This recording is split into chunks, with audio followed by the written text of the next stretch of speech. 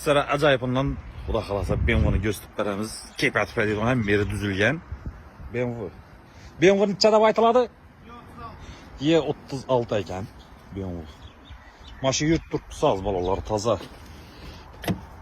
Hozir motor qismini gösteramiz. Motor o'ziniki ekan, motor. Ko'rishlaringiz mumkin. Motor aptolmay yemaydi. Mashina antifrizda turibdi. Keltirgandan yonib turibdi. Farlar qaraytirilgan. Kepati payda turibdi mashina. Mashina Urganchda turibdi, Urganch shaharda, shaharma mashina. Görünüşleri mexanika 1.8 motor, o'zining radnoy motori. Buni bahosini 50 million deb turibdi egasi. Egasini o'zim nomerini qo'yaman, o'zi bilan telefonlashib kelaverasiz. Bunda barter xizmati Nexia'mi, Matizmi, Damazmi farqi yo'q. Barter xizmati ham bor. Agar yarısini bersanglar, azroq durib berar ham bor. Agar mashinangiz bo'lsa, qarocha hamma narsa bor. River bor, xolasangiz.